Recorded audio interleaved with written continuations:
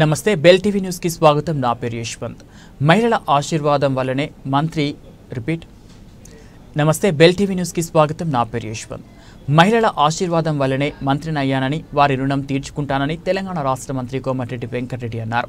నల్గొండలోని నల్గొండ మహిళా కాంగ్రెస్ అధ్యక్షురాలు గోపగాని మాధవి శ్రీనివాస్ ఆధ్వర్యంలో జరిగిన అంతర్జాతీయ మహిళా దినోత్సవం వేడుకలు వైభవంగా జరిగాయి.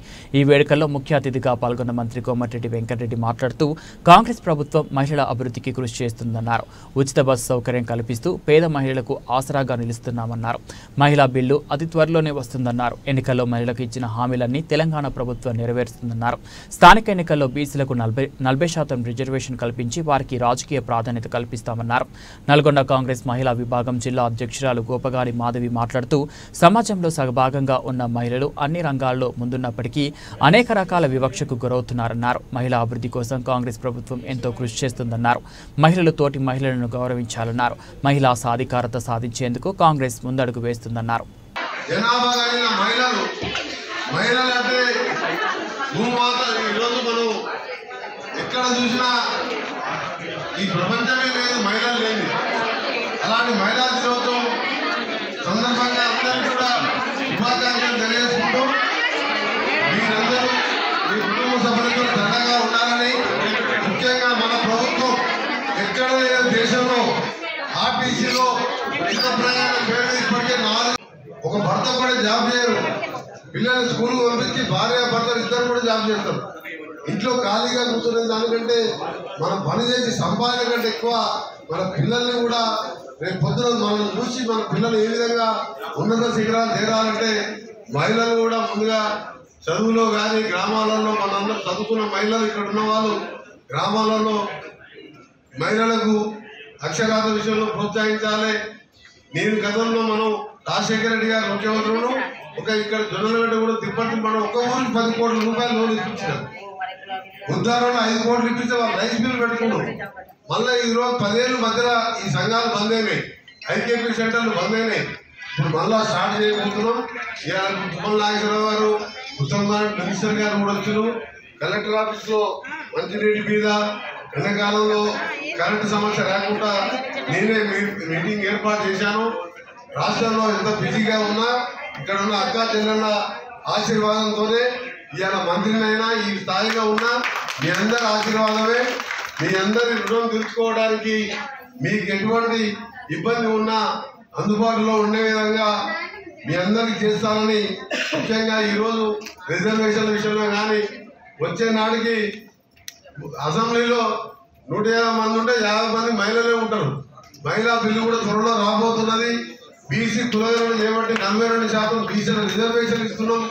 అన్ని కార్యక్రమాలు చేసి ఒకవైపు మీకు ఆపదలో తాపదలో మీరు ఉంటారని. ఎందుకంటే కొత్త కాబట్టి హైదరాబాద్లో రీజనల్ రింగ్ రోడ్డు, పెద్ద వరంగల్ ఎయిర్పోర్ట్ కూడా మా డిపార్ట్మెంటే.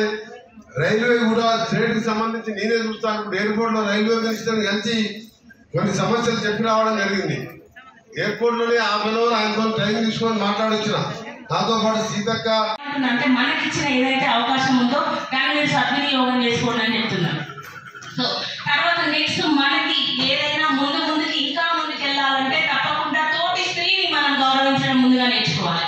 ఇప్పుడు ఆడపిల్లల్ని పెంచడం, మగ పిల్లల్ని పెంచడం వేరుగా కాకుండా అమ్మాయిల్ని అబ్బాయిల్ని సమాన దృష్టితో చూసినట్టయితే మనం అబ్బాయి వెళ్ళేటప్పుడు అమ్మాయికి ఏవైతే జాగ్రత్తలు చెప్తామో సో అట్లనే మహిళలకు, అమ్మాయిలకు, అబ్బాయిలకు కూడా చెప్పండి. ఎందుకంటే ఇప్పుడు ఈ రోజులలో రేపులు పెరుగుతున్నాయంటే కారణం మన పెంపకంలో కూడా తప్పు నడుస్తుంది. అంటే పెంపకంని బట్టి కూడా మన పెరిగే వాతావరణాన్ని బట్టి కూడా ఈ క్రైమ్స్ పెరిగిపోతా ఉంది. కాబట్టి మన బాధ్యత కూడా చాలా ఉంది. మహిళలు తలుచుకుంటే ఏది సాధ్యం కానీ లేదు.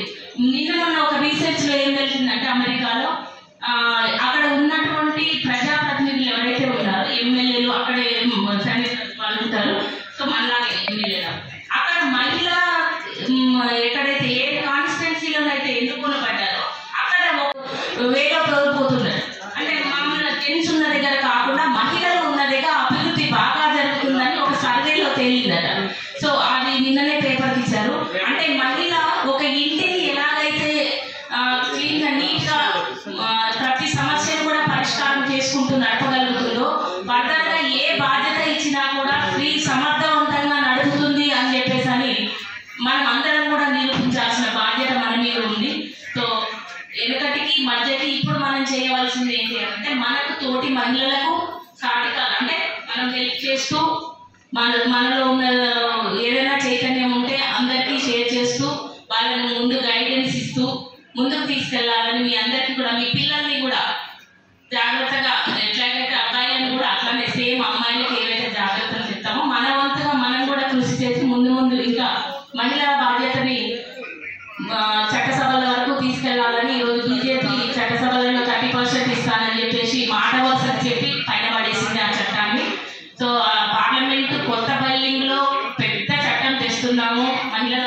యూజ్ అయ్యేదని చెప్పారు.